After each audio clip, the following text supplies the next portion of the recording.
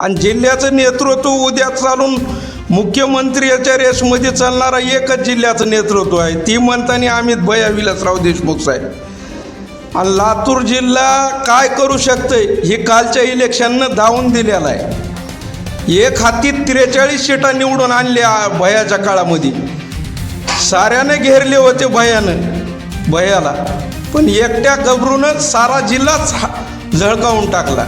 ज्या ठिकाणी त्या नेत्याच्या घरचे उमेदवार जिथं जिथं दिलेले आहेत, त्या नेत्यांच्या उमेदवाराला, मग तो मुलगा असेल, अजून कोणी असेल, मुलगी असेल, सून असेल, त्यांना या कार्यकर्त्यांनी पहिल्यांदा पाडलं पाहिजे, तेव्हाच खऱ्या अर्थानं भारतामध्ये लोकशाही राहील।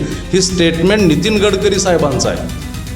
म्हणजे कार्यकर्त्यांना विनंती करायची आहे, जिथं जिथं यांच्या घरचे उमेदवार थांबलेले आहेत, तिथं तिथं या लोकांचा पराभव करून या ठिकाणी जनता काय करू शकते हे दाखवण्याची ही निवडणूक आहे, असं मला या ठिकाणी वाटतं। पण पुढे जाऊया।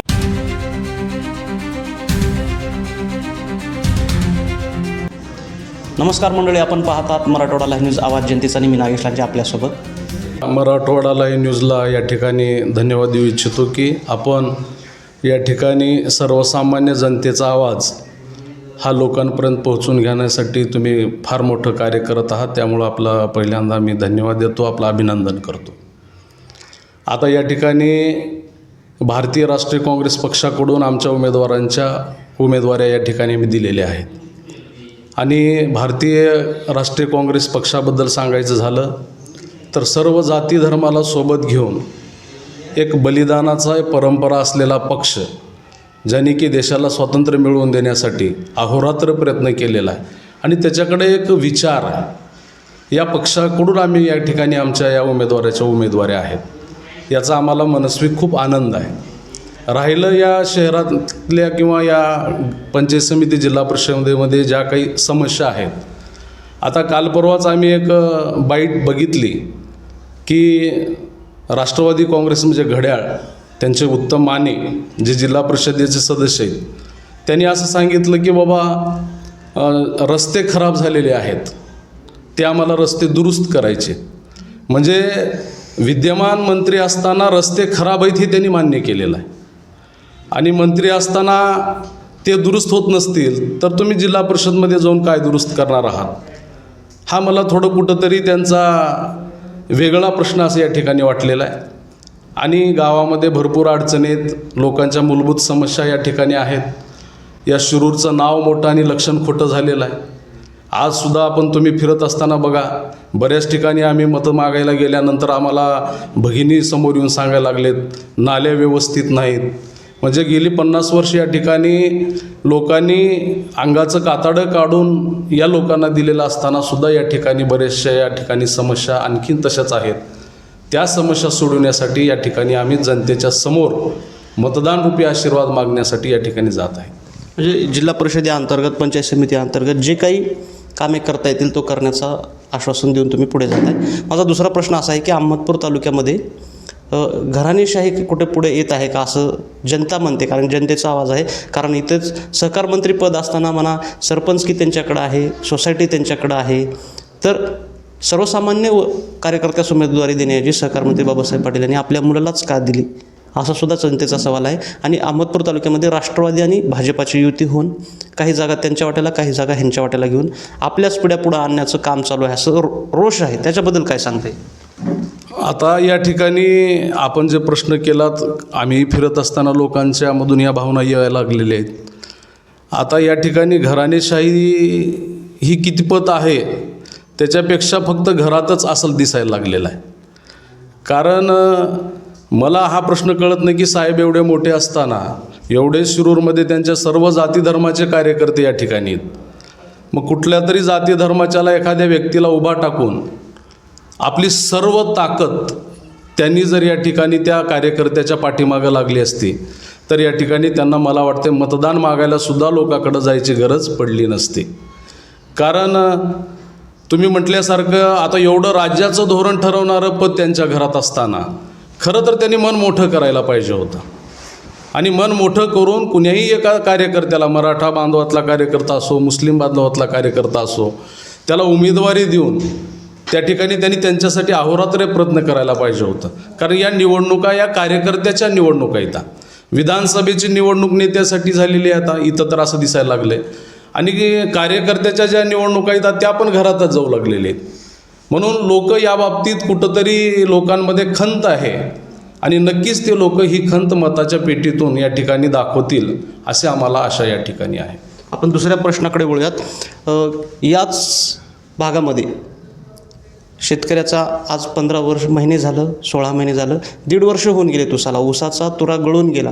त्या ऊसातलं पाणी आहे, त्याचं वजन भरेलसुद्धा, त्याचा खर्च पण निघेल की नाही अशी शेतकऱ्याची शंका आहे. तर त्या ऊसाच्या बाबतीत काही तुम्हाला प्रश्न मांडता येईल का? आता नेहमी मंत्री महोदय म्हणतात की मी शेतकऱ्याचा मुलगा आहे, पण आता तुम्ही म्हणत आहात तो प्रश्न आमच्यासमोरही यायला लागलेला आहे. मग शेतकऱ्यांच्या मुलांना शेतकऱ्यांचा हा प्रश्न का लक्षात येत नसेल? लोकांचं म्हणणं असं आहे की इथलं ऊस तर कुठं जाणार नाही, म्हणून 16 महिने झालं तरी आमच्या ऊसाला आणखीन गाड्या लागत नाहीत, ही शेतकऱ्याच्या मनामध्ये 100% खंत आहे. आणि लोकांचं म्हणणं आहे की इथल्या ऊस शिल्लक ठेवून विद्यमान महोदय दराबाबत देखील बोलत होतो की आपल्याच ह्याच भागातला शेतकऱ्याचा ऊस तर 15-16 महिने गेलाच नाही. त्याचबरोबर येथील 40-50 किलोमीटर अंतरावर आहेत, तिथले ऊस दर जास्त आहेत. त्याचबरोबर परभणीमध्ये आता आपण पाहिले की अनेक शेतकरी संघटनांनी एक ऊसाचा भाव पहिले उचल 2975 फिक्स केलेत, पण आपल्या इथला शेतकरीच आक्रमक होत नाही किंवा शेतकरी जागा होत नाही. काय वाटते, कुठं दहशत आहे का भीतीपुटं जा, काय सांगाल तुम्ही? हो, आता या ठिकाणी मंत्री महोदय नेहमी बोलत असताना म्हणतात की मी शेतकऱ्याचा मुलगा आहे. पण शेतकऱ्यांच्या मुलांना खरं तर शेतकऱ्यांच्या या व्यथा वेदना कळायला पाहिजे. कारण 16 महिने जर ऊस गेला नाही तर शेतकऱ्यांची अवस्था काय होईल? म्हणून कुठंतरी हे जे मराठवाड्यामध्ये शेतकऱ्याच्या आत्महत्येचा प्रश्न पुढे यायला लागला आहे, त्याला कुठंतरी नेत्यांची ही मानसिकता कारणीभूत आहे की काय, हे या ठिकाणी उघडपणे दिसायला लागलेलं आहे. आणि भावाच्या बाबतीत तर तुम्ही सांगता की मांजरा परिवार एवढा मोठा भाव देतो. परभणी आता तुम्ही म्हटल्याप्रमाणे तिथेही जास्त भाव आहे, पण भावामध्ये सुद्धा मोठ्या प्रमाणामध्ये तफावत या ठिकाणी आपणाला दिसते. आणि लोकांचं म्हणणं असं आहे, आम्ही मतदान मागत असताना, आशीर्वाद मागत असताना, फिरत असताना, की आमचे ऊस 16 महिने झाले, आमचा ऊस इथं असतानासुद्धा बाहेरच्या जिल्ह्यातून ऊस या ठिकाणी यायला लागलेला आहे. ही खंत ही शेतकऱ्यांनी या ठिकाणी बोलून दाखवलेली आहे. जे काय की यांच्या ऊसाची साखर होती का नाही, कदाचित असं त्यांना वाटायला लागलं की काय, हे कुठंतरी चुकीचं आहे असं या ठिकाणी स्पष्ट होत आहे. दुसरीकडे जर पाहिलं गेलं तर राष्ट्रवादी आणि भाजपा युती झाल्यामुळे काही राष्ट्रवादीने जागा सोडून घेतल्या, काही भारतीय जनता पार्टीने जागा सोडून घेतल्या. त्यामुळं ही आपल्या पिढ्या पुढे आणण्यासाठीचीच युती आहे का, काय वाटतंय?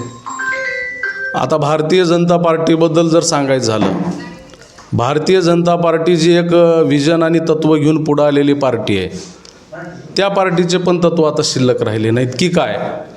कारण नितीन गडकरी साहेबांचं कालचं स्टेटमेंट आहे की 20-20 वर्ष झालं जो कार्यकर्ता पायाच्या चपला नाही तर पाये झिजवून, खांदे झिजवून या ठिकाणी नेत्यांचं काम करायला लागला आहे, आणि त्या कार्यकर्त्याला कुठंतरी स्थानिक स्वराज्य संस्थेमध्ये तिकीट मिळत नाही, त्यांना उमेदवारी मिळत नाही, तेव्हा अशी कमिटमेंट करून ज्या ठिकाणी त्या नेत्याच्या घरचे उमेदवार जिथं जिथं दिलेले आहेत, त्या नेत्यांच्या उमेदवाराला, मग तो मुलगा असेल, अजून कोणी असेल, मुलगी असेल, सून असेल, त्यांना या कार्यकर्त्यांनी पहिल्यांदा पाडलं पाहिजे, तेव्हाच खऱ्या अर्थानं भारतामध्ये लोकशाही राहील. ही स्टेटमेंट नितीन गडकरी साहेबांचं आहे. म्हणजे कुठंतरी गडकरी साहेबांना सुद्धा ही खंत आहे. आणि आमच्या या मतदारसंघामध्ये तर सरळ कमिटमेंट झालेलं आहे. कारण आता या शिरूरचे विद्यमान भारतीय जनता पार्टीचे तालुकाध्यक्ष, विद्यमान तालुकाध्यक्ष इथं आहेत, त्यांना तिकीट आहे असं ते म्हणत होते, पण अचानक या ठिकाणी प्रत्येक ठिकाणी आपल्याच घरचा उमेदवार, मग कुठं पुतण्या असेल, कुठं मुलगा असेल, कुठं भाऊजय असेल, अशा पद्धतीचं कमिटमेंट करून या ठिकाणी कार्यकर्त्याला या दोन्ही पक्षानं वाऱ्यावर सोडलेलं आहे. म्हणून मला कार्यकर्त्यांना विनंती करायची आहे, जिथं जिथं यांच्या घरचे उमेदवार थांबलेले आहेत तिथं तिथं या लोकांचा पराभव करून या ठिकाणी जनता काय करू शकते हे दाखवण्याची ही निवडणूक आहे. असं मला या ठिकाणी वाटतं. आपण पुढे जाऊयात. यासोबतच तालुक्याचे माजी सरचिटणीस काँग्रेसचे शेळके सर आपल्यासोबत आहेत. काँग्रेसचे एक सच्चा कार्यकर्ता म्हणून त्यांची ओळख आहे. खरं तर काँग्रेस ही विचाराची चळवळ आहे आणि याच चळवळीमध्ये काम करत असताना काय वाटते, काँग्रेसलाच मतदान का करावं जनतेने, किंवा काँग्रेसचा उमेदवार याच सहकार मंत्री बाबासाहेब पाटीलचं या शिरूर पंचायत समिती आणि या जिल्हा परिषद सर्कलमध्ये एक बलाढ्य ताकद आहे. काय सांगतात, काँग्रेसचा उमेदवार टिकेल का पुढे? बलाढ्य ताकदीच्या पुढे महाराष्ट्राचे होणारे उद्याचे भावी मुख्यमंत्री अमित भैयाची ताकद आहे काँग्रेस पक्षा मागं.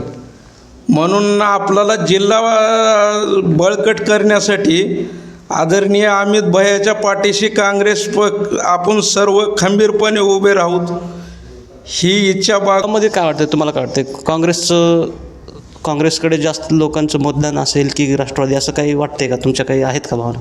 नाही, काँग्रेसचे तरी एकनिष्ठ राहणारे माणसं 60 वर्षाचे काँग्रेस एकनिष्ठच आहेत. त्याला फिरविण्यासाठी कार्यकर्त्याने बी झटावं लागते काँग्रेस पक्ष मजबूत करण्यासाठी. आणि जिल्ह्याचं नेतृत्व उद्या चालून मुख्यमंत्र्याच्या रेसमध्ये चालणारा एकच जिल्ह्याचं नेतृत्व आहे, ती म्हणताना अमित भैया विलासराव देशमुख साहेब. आणि लातूर जिल्हा काय करू शकतंय हे कालच्या इलेक्शननं दावून दिलेलं आहे. एक हाती 43 सीटा निवडून आणल्या भैयाच्या काळामध्ये. साऱ्याने घेरले होते भैयाला, पण एकट्या गबरूनं सारा जिल्हाच झळकावून टाकला. म्हणजे एकंदरीत कुठंतरी अहमदपूर तालुक्यामध्ये सुद्धा आता या जिल्हा परिषद निवडणुकामध्ये एक परिवर्तनाची लाट आहे, जी की लातूरमध्ये सुद्धा सत्ता बदलली. अनेकांची काँग्रेसची सत्ता डावलवायची अशी इच्छा होती, पण ते होऊ शकलं नाही. ही कैलासवासी विलासरावजी देशमुखांच्या विचारावरती चालणारा हा जिल्हा असून या काळामध्ये काँग्रेसच्या पाठीमागं जनता देखील आता पाठीशी उभा आहे. येणाऱ्या काळामध्ये हे निवडणुकीमध्ये प्रत्येक अपडेट्स आपल्यापर्यंत येण्यासाठी पाहत राहा मराठवाडा न्यूज, आवाज जनतेचा. मी नागेश लांजे, शिरूर ताजबाजीतून अहमदपूर, लातूर.